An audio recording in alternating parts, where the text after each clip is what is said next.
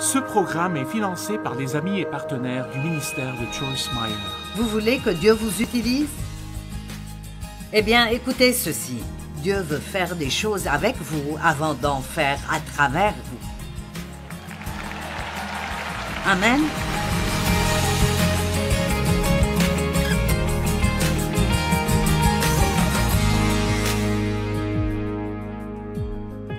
Tout est beau en son temps. Mais hors saison, ça peut juste être un désastre absolu. Il y a un bon moment et un mauvais moment pour tout sous le soleil. Et quand nous sommes assez matures pour pouvoir discerner les saisons, c'est une très bonne chose dans nos vies. Combien d'entre vous trouvent ça difficile de lâcher des choses? Je sais ce que vous ressentez. Eh bien, il y a des choses que je fais pire que d'autres. Vous savez, maintenant que je suis un peu plus âgée, j'ai dû abandonner certaines choses au bureau. La technologie est tellement plus avancée maintenant que ce serait stupide de ne pas laisser des jeunes s'en occuper parce que je ne la comprends pas et ça ne m'intéresse pas d'apprendre cela. Et je préfère payer quelqu'un pour le faire pour moi. Voici, mon téléphone ne fonctionne pas. Merci. Mon ordinateur ne fonctionne pas. Merci. Peux-tu faire cela pour moi? Merci. Donc, mais j'ai dû, même dans les 2 dernières années, faire de grands changements comme, vous remarquez peut-être, qu'il y a quelqu'un qui m'aide un peu ici. Pasteur Mike, parfois Ginger. Et c'est le moment pour moi d'arrêter de tout faire. Parfois, vous ne pouvez juste pas tout faire et vous arrivez au point où vous ne pouvez rien faire bien. Et j'étais fatiguée. Et j'ai le droit d'être fatiguée parce que je fais ça depuis très longtemps. Et j'ai continué pendant si longtemps d'essayer de tout faire moi-même. Parce que tout le monde dit, c'est mieux si vous le faites vous-même. Vous savez. Donc j'ai essayé, ça a affecté ma santé et je n'avais plus le choix. Parfois, vous ne changez pas avant d'arriver à un point de crise dans votre vie. Et cette crise vous force de changer. Mais soyons assez intelligents pour reconnaître les signes et faire les changements tant que nous pouvons toujours les faire volontairement et de ne pas les faire parce que nous sommes obligés et nous n'avons pas le choix. Amen. Donc, laissez-moi juste vous taquiner un peu. Combien d'entre vous n'aiment pas l'eau? Et je parle de combien d'entre vous n'aiment pas vraiment boire de l'eau. D'accord. Eh bien, s'il vous plaît, ne soyez pas offensés. Mais l'une des choses les plus stupides à faire est de ne pas boire d'eau. Vous savez pourquoi? C'est la seule chose qui nettoiera bien vos reins. Si vous émettez un sachet de thé, ce n'est pas la même chose que l'eau plate. Et beaucoup de gens se sentent mal et n'ont pas d'énergie juste parce qu'ils ne boivent pas d'eau. Et donc, je vous le dis, donc maintenant vous savez. Et vous êtes responsable de ce que vous savez maintenant. Donc, si vous avez des calculs rénaux et le médecin dit « vous ne buvez pas assez d'eau », vous pouvez dire « Joyce m'a dit cela ». Combien d'entre vous ne dorment pas assez? Vous savez quelle est la réponse à cela? Allez au lit. Je veux dire, beaucoup de nos problèmes ne seraient pas si difficiles à résoudre. Je sais que je devrais aller au lit, mais... Je sais que je devrais boire plus d'eau, mais... Je sais que je devrais épargner de l'argent pour ma retraite, mais... Je devrais me mêler de mes affaires, mais... Je n'aurais pas dû dire cela, mais... Allez, nous devons enlever les mais de nos vies et juste faire ce que nous savons que nous devrions faire. Prenons donc cette décision aujourd'hui que nous allons améliorer dans comment lâcher les choses pour que Dieu puisse nous amener à la nouvelle chose qu'il a pour nous. N'essayons pas de nous accrocher à quelque chose quand Dieu en a fini avec, parce que quand Dieu en a fini avec, vous n'en jouirez plus jamais. Amen. Même concernant le fait de donner des choses, quand Dieu me demande de donner quelque chose, si je le garde après cela, il n'y a plus d'onction dessus pour que j'en jouisse. Je pourrais la garder, mais je n'en jouirai pas parce que maintenant Dieu a dit « donne-la ». S'empresser d'arriver à la saison suivante cause des problèmes aussi. Peut-être que vous êtes fatigué d'attendre, alors vous faites quelque chose à ce sujet. Ou peut-être que vous êtes à un travail que vous n'aimez pas et vous êtes fatigué d'attendre Dieu, donc vous décidez de démissionner. Souvent, nous sommes fatigués d'attendre et nous prenons des décisions insensées. Vous devez rester là jusqu'à ce que Dieu vous dise de partir. Et quand il vous dit de partir, alors vous devez vous en aller. J'avais un travail dans un ministère et on ne me traitait pas bien. Et je voulais tellement sortir de là et suivre ma propre voie. Mais je savais que Dieu ne voulait pas encore que je parte parce qu'il ne m'avait toujours pas dit de partir. Eh bien, quand Dieu m'a dit de partir, j'étais arrivée au point où je ne voulais plus partir. Donc, vous ne pouvez pas toujours faire ce que vous voulez faire. Maintenant, voici un exemple de s'empresser d'une saison à l'autre. Une année, nous avions un hiver très chaud. Eh bien, durant l'hiver, nous pensions que c'était génial. Il ne faisait même pas froid. C'est comme ne même pas avoir l'hiver. Et puis nous avons découvert au printemps qu'il n'avait pas fait assez froid pour tuer les insectes. Donc nous avions des insectes et plus d'insectes ce printemps. Et il y a eu une infestation de coccinelles. Vous savez, comme le pharaon a eu des grenouilles chez lui, des grenouilles dans ses fours, des grenouilles dans son lit, eh bien, nous avons eu des coccinelles partout, et je n'exagère pas quand je dis que nous avions des centaines de coccinelles à la maison.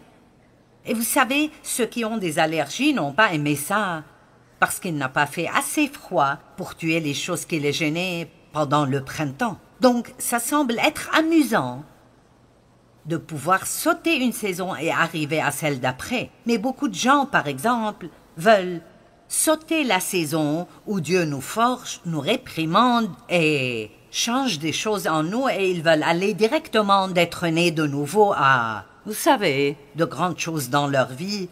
Mais vous pouvez avoir assez de charisme pour arriver quelque part, mais pas assez de caractère pour vous y garder. Allez, voulez-vous que je le répète?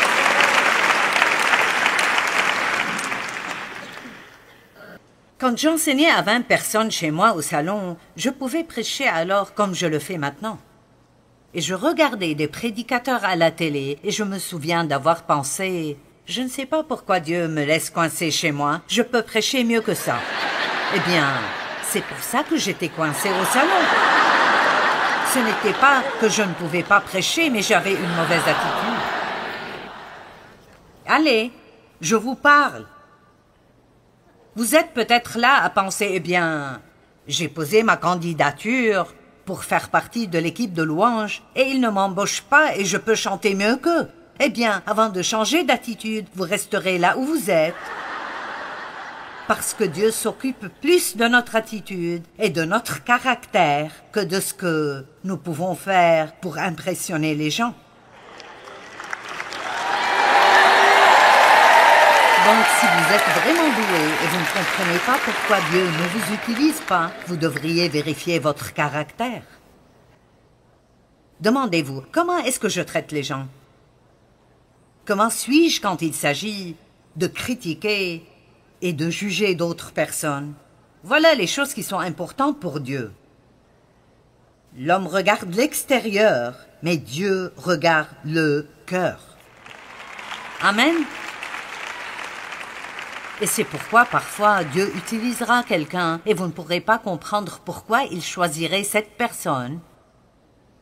Parce qu'elle n'est vraiment pas impressionnante du tout. Mais Dieu sait qu'elle a un cœur d'or. Notre vie intérieure est plus importante que notre vie extérieure. Écoutez, si nous passons autant de temps à être spirituellement prêts à sortir, au lieu de changer nos habits 5 fois et de nous mettre 1 kilo de maquillage. Allez, peut-être que je devrais parler à ce côté.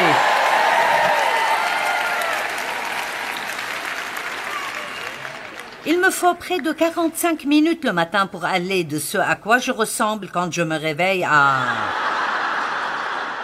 maintenant. Eh bien, j'ai appris il y a longtemps. Je passe d'habitude 2 heures avec Dieu avant de commencer à me préparer. Mais il y a eu des années dans ma vie où je ne faisais pas ça. Et je mettais peut-être du maquillage pour être présentable extérieurement, mais c'était moche aux yeux de Dieu. Bonjour. Qu'importe combien les gens pensent que vous êtes beau au travail, Dieu regarde notre attitude, comment nous traitons les gens, comment nous parlons aux gens, comment nous parlons des gens. Et vous aurez des saisons dans votre vie où Dieu vous fera passer par des choses difficiles.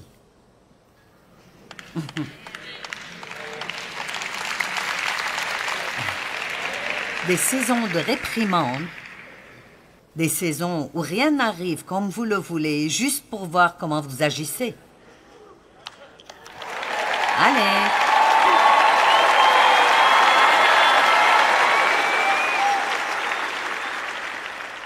Allez, j'ai presque fini. Je serai peut-être fougueuse.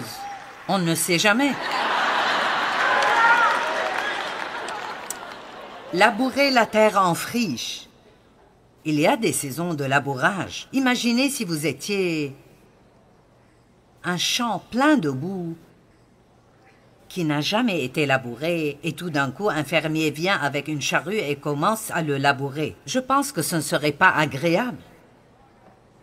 Et la terre en friche dans votre vie, la terre dure et pleine de pierres dans votre vie, doit aussi être labourée.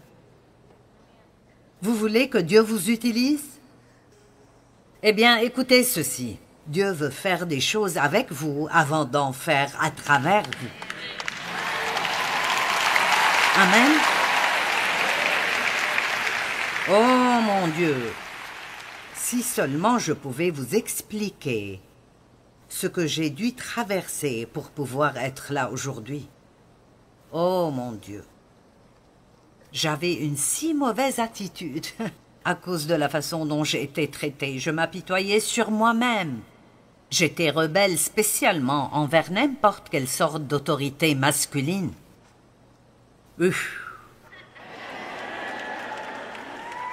Et Dieu a juste continué et continué et continué et continué et continué. Et vous savez quoi? Je ne comprenais pas pourquoi Dieu ne m'envoyait pas dans le monde. Et je regarde en arrière et je suis si heureuse. Si heureuse que Dieu m'ait fait attendre. Je suis si heureuse qu'il ne m'ait pas laissé être dans une position où je me serais couvert de ridicule et où j'aurais fait honte à son nom. Ne soyez pas si pressés d'arriver là où vous allez. Prenez le temps de laisser Dieu faire ce qu'il veut faire en vous. Et quand le temps viendra, il pourra faire quelque chose à travers vous. Mais votre maturité spirituelle est beaucoup plus importante que d'être sur une plateforme quelque part à partager votre don. Amen. La saison du labourage. Quand vous mettez la main à la charrue, la Bible dit dans Luc 9, 62, « Quiconque met la main à la charrue et regarde en arrière n'est pas propre au royaume de Dieu. » Quand vous travaillez dur, ne pensez pas à combien c'est dur, pensez à la récolte. Amen. Quand vous traversez des choses difficiles, ne dites pas « Oh, c'est trop difficile, je ne peux pas supporter cela. Je vais abandonner Dieu, je vais laisser tomber, ça n'arrête vraiment pas. Si je n'ai pas une percée aujourd'hui, Dieu, je ne peux pas continuer. Dieu, si Joyce ne me donne pas une parole, je ne pense pas pouvoir rester sauvée. » J'ai une parole pour tout le monde dans le bâtiment aujourd'hui. Grandissez.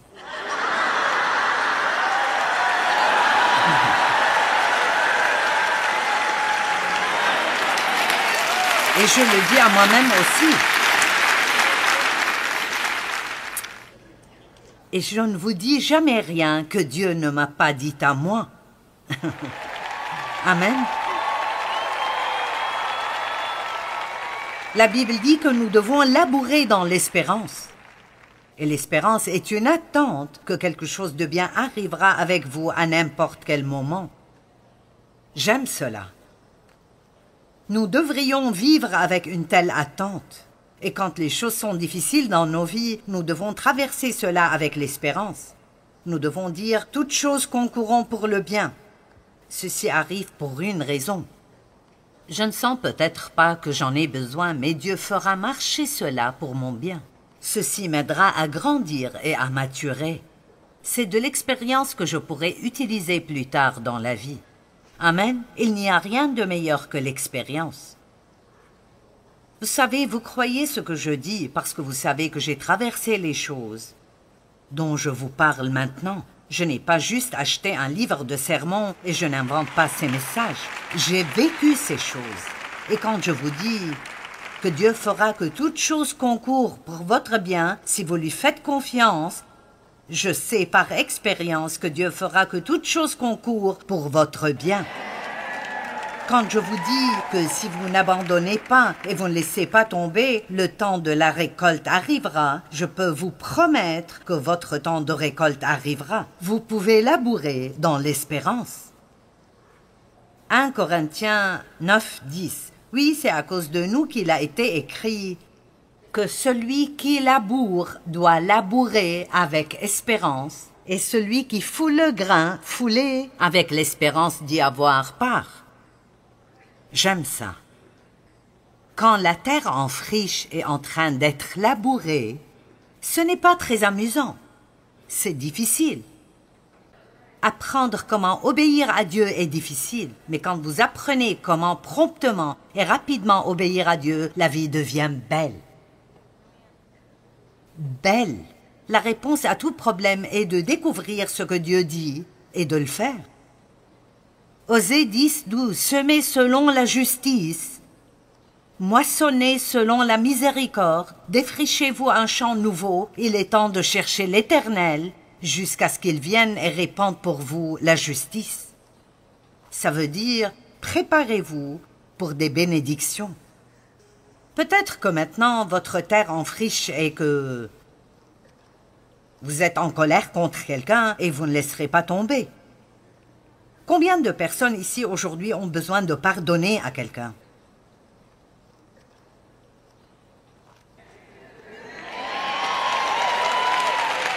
D'accord.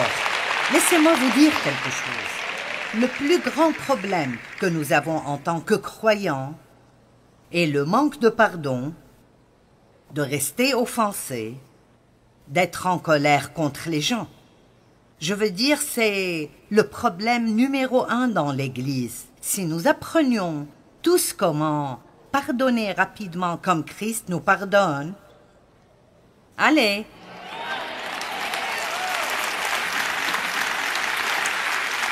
Qu'est-ce qui arriverait dans le monde si les chrétiens commençaient à s'aimer l'un l'autre? Waouh! Imaginez cela. Alors notre autocollant voudrait peut-être dire quelque chose. Mais tant que tout ce que nous avons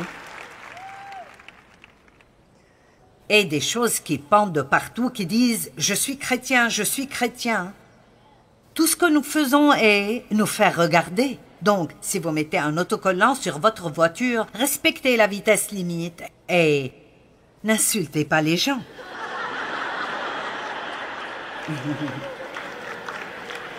Allez, vous n'aimerez peut-être pas tout ce que je dis, mais vous ne serez pas confus.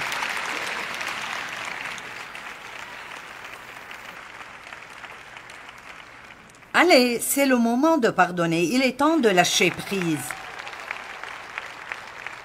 Il est temps de dépasser et de continuer votre vie. Eh bien, tu ne sais pas ce qu'ils m'ont fait. Non, je ne sais pas ce qu'ils vous ont fait, mais je sais ce qu'on m'a fait. Et je sais ce qu'on a fait à beaucoup d'autres personnes. Et je sais ce que nous avons fait à Jésus.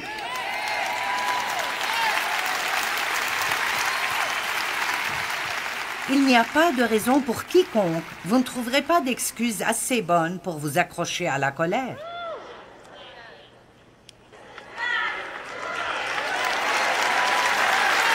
Allez, vous ne pouvez pas trouver d'excuses. Tu ne sais juste pas. Mais vous voyez, ce qui vous est arrivé est important. Mais écoutez bien, quand vous pardonnez, vous ne faites pas une faveur à votre ennemi, vous vous aidez vous-même. Oui, j'ai écrit un livre sur le pardon et je l'ai appelé « Faites-vous une faveur et pardonnez ». Nous nous aidons nous-mêmes quand nous obéissons à Dieu. Tout ce que Dieu nous dit de faire, vous dites « Mais je ne peux pas dépasser ça. » D'accord, peut-être que vous ne pouvez pas dépasser vos émotions, mais je vous dirai ce qui arrivera si vous commencez à prier pour les personnes contre qui vous êtes en colère et voyez combien vous pouvez les haïr. Allez, commencez à prier pour eux tous les jours. Priez pour qu'ils soient bénis. Priez pour que Dieu les bénisse. Et s'il y a quelque chose dont ils ont besoin et vous pouvez remplir ce besoin, allez remplir ce besoin. Même si votre chair trouve cela dégueulasse, allez et faites-le. Parce que c'est comme ça que vous brisez la puissance de Satan dans vos vies quand vous commencez à agir comme Jésus. Amen.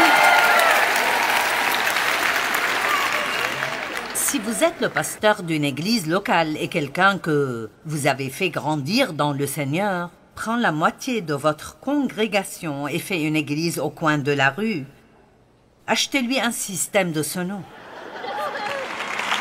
Allez, l'amour ne périra jamais. La haine, le ressentiment, l'amertume périront toujours, mais l'amour ne périra jamais. Dieu nous a donné une arme comme aucune autre, et c'est l'arme de l'amour. Et non seulement cela, c'est vraiment amusant.